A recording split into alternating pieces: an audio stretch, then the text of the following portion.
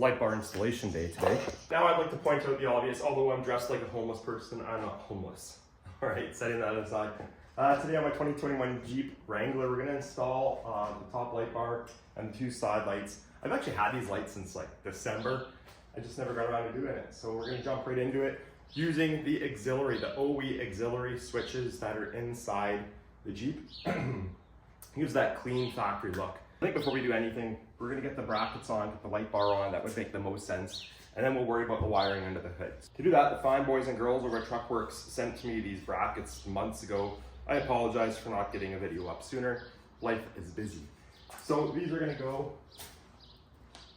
on here, just like that.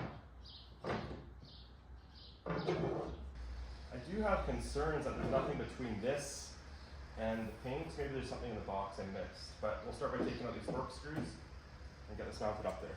So of course I mentioned that there's nothing on here, and I go in the box to see if there's longer screws because we use the OE locations, and of course I found foam padding. So nice. We'll get this cleaned up. I'm going to use some acetone, just make sure there's no wax, grease, or anything on here, so we get a nice bondage with these.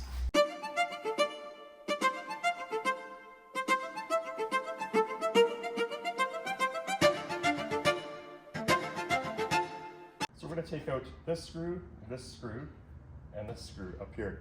Now, I was going to use an impact driver, but then I realized a lot of you probably don't have this, or maybe you do, but I don't know. But I know what you all do have, your Jeep toolkit. So in the toolkit, it comes with the long T40.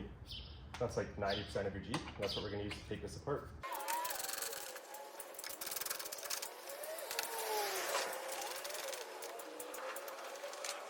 Now it's important to note and worth mentioning that this screw, the different looking one, you probably noticed when you took it out, goes up here. And then there's also a little shim, which I forgot, that goes up there as well. The other shims are built in right on the bracket. So I'm gonna grab that.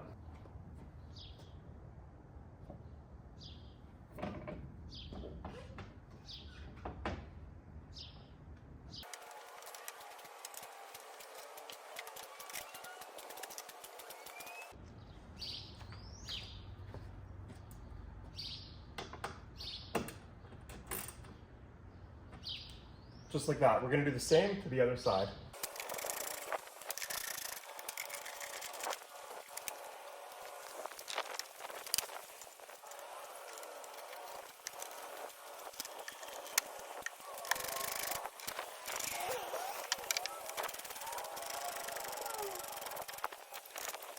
Okay, next up is the light bar installation. We're going to bolt it right to here. We're not going to use any of the supplied brackets.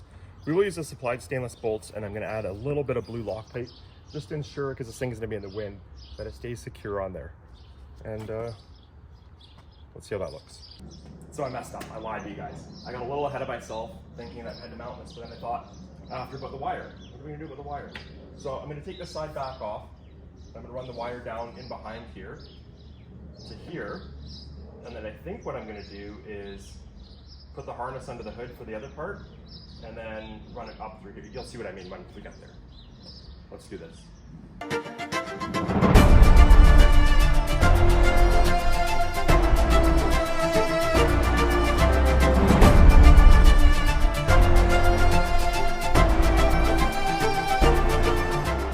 So now you can see where I messed up. So I took it apart again.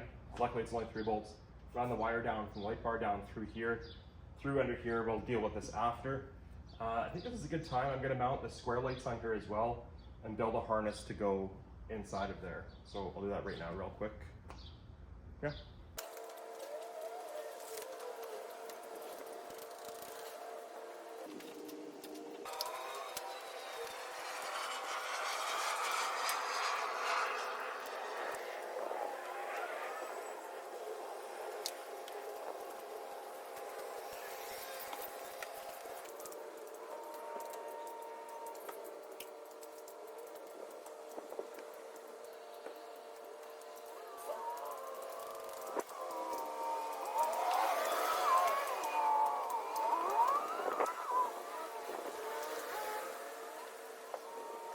All right, let me show you what we got here. So somewhere in this mess of project stuff, I have a bag of wire loom. And when I find it, I will cover this. But for the time being, I did butt connect and heat shrink those together. And then I just put a little electrical tape on them just to prevent them from the elements.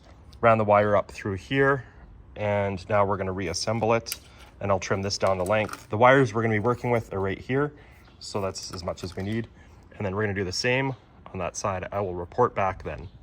Okay, so on this side I kind of did the same thing. Well, actually I did do the same thing. I put it under here, and then I just temporarily ran it along there and secured it until I get down to the parts store later today and pick up some wire loom, because I don't know where mine is. We had a garage sale. I wonder if it walked off in the garage sale. So anyway, now I'm going to take these, I'm going to wire them together. So this is 18 gauge, and I'm going to go to a 16 gauge, wire them together. These only pull 5 amps combined, so it'll be lots. And then we will connect them to the wires down here after.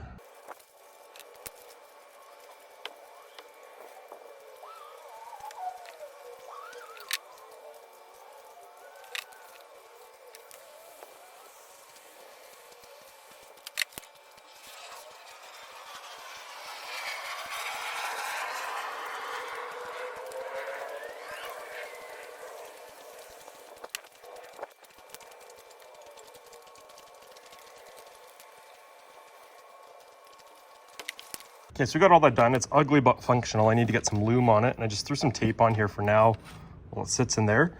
And then we have our 2 ground wires here, the black ones, and we're gonna put those on the ground post right here.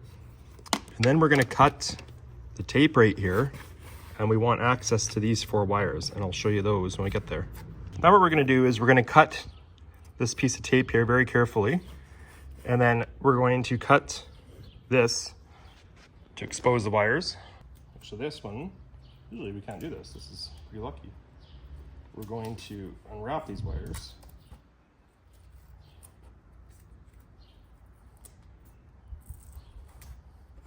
Just enough that we have something to work with. Should be good.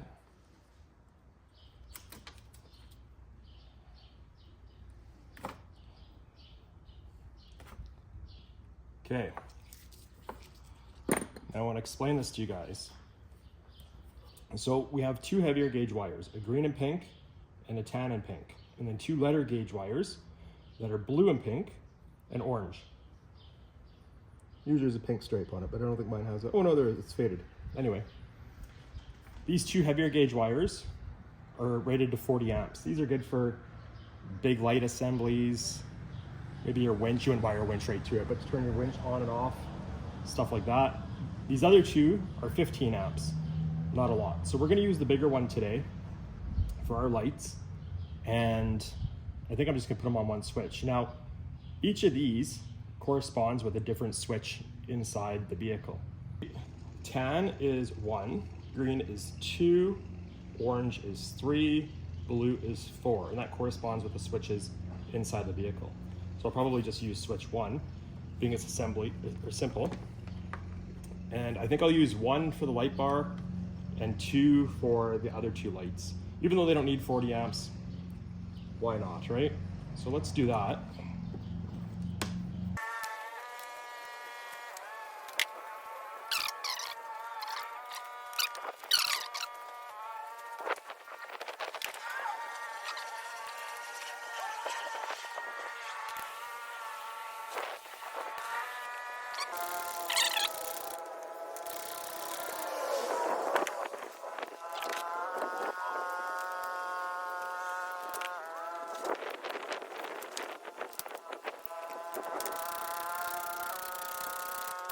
Looks pretty good. Let's go inside and let's program these switches.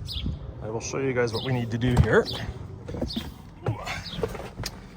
So first, we need to be in the run position, not accessory. Settings. Next page down, auxiliary switches. Oops. Oh, no, I missed it. Auxiliary switches. We wired auxiliary switch 1. So here's what you got to watch for. So momentary means there will only be power when the switch is pushed. So if you push it, you have to hold it, right? So we don't want that. We want latching. So when we push the switch, it stays on. Power source, ignition, battery. You could run both, or either, I should say. I'm gonna leave it on ignition just so if I accidentally hit the switch on my way out, it'd be hard not to notice, but you'd be surprised. Recall last state. So that means if you leave the light bar on, you get in again, it'll be on. So I'm just gonna leave it like that. And now we push this with any luck.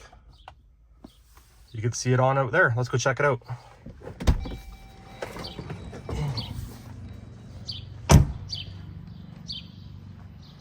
And that is a win. Let's go get some wire loom now to cover up that wire.